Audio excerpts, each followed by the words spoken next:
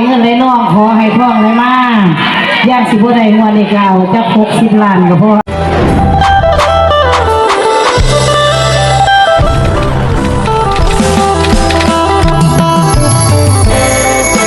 เลขที่ออกคุณพ่ออัมพรนะคะอัมพรวังคำหารคุณแม่บุญลำวังคำหารได้ครับเด้อ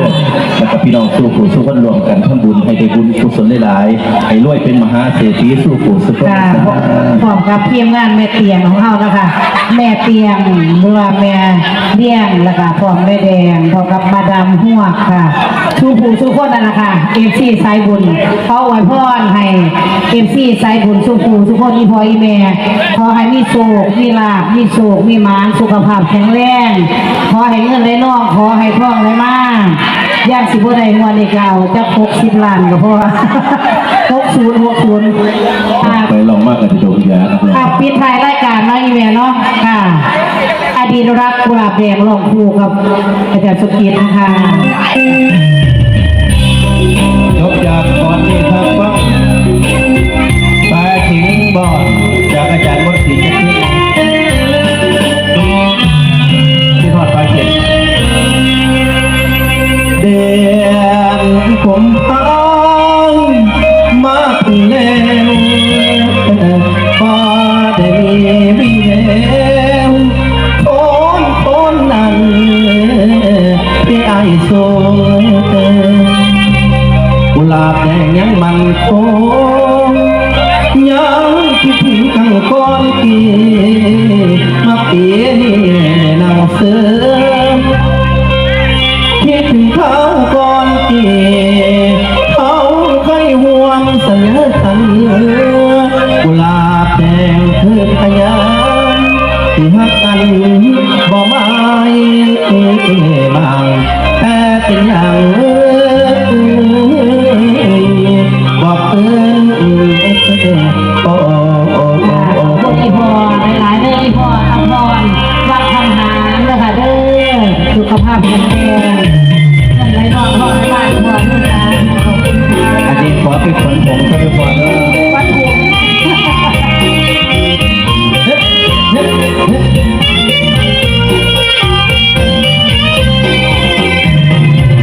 อดีตที่กลายเคยให้สัญญา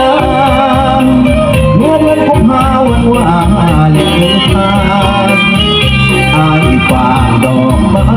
ให้เธอเป็นกลายวันนี้ทำไมน้องลืมสัญญาเธอเจ้าเป็นผู้ชายเดินทางที่ไม่เคยหวังขอให้อยู่นานลาแดงเหี่ยวเฉาคนเจ้าขึ้นมาจิตดีคำพาวันวาเลนตาย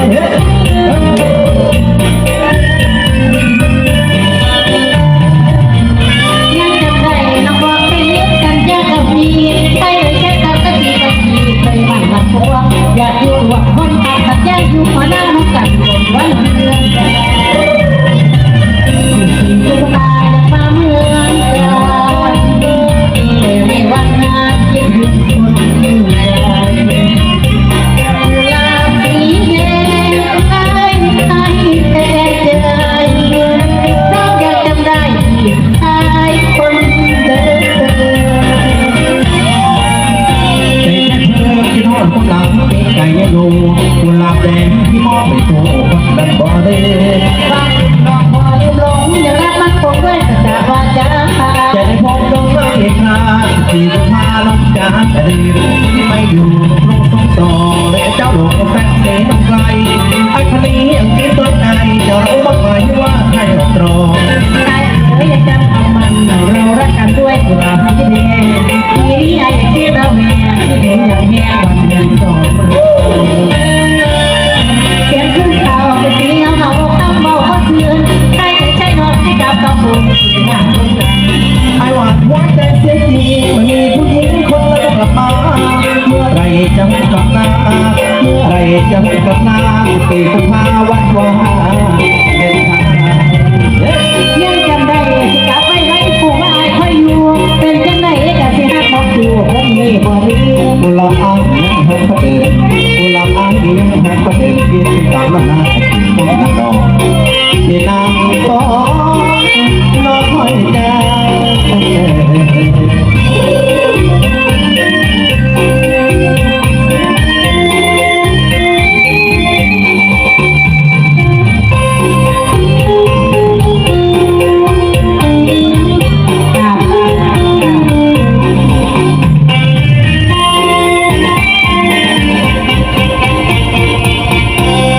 ขอบคุณครับขอบคุณหลายๆเด้อโอ้ยสะอดพี่น้องมวนน้ำกันแดดก็ได้กระชูน้ำกันนักร้องกระสีเมาพ่อนักร้อง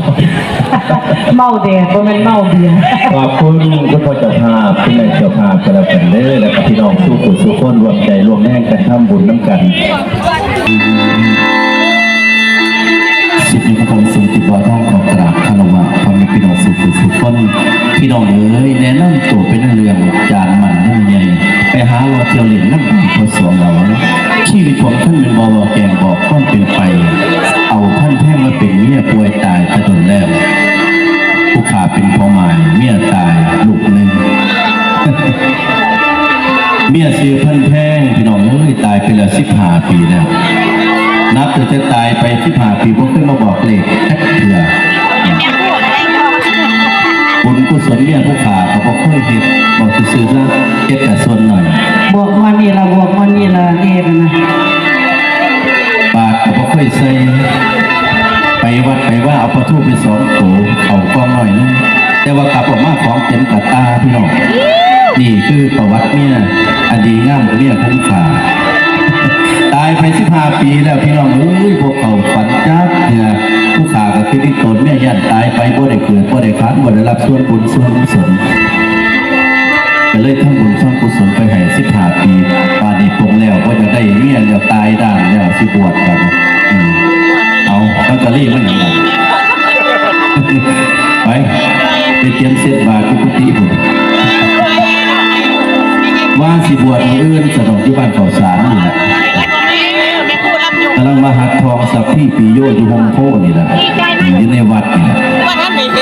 อันนี้ได้รับส่วนบุญส่วนกุศลมีสิทองสับที่เป็นคนที่เขาสู้ลุ่มกสวพัฒน์พมพันเหลือง เสียงคนเลยเนาะว่าคือคุณคือเสียงอาจารย์มันเนาะเป็นยินข่าวว่าอาจารย์มันนี้สิมาบวชอยู่บ้านเขาสารว่าซั่นไปถามแม่เปียงกับมาดามหัวว่าเรา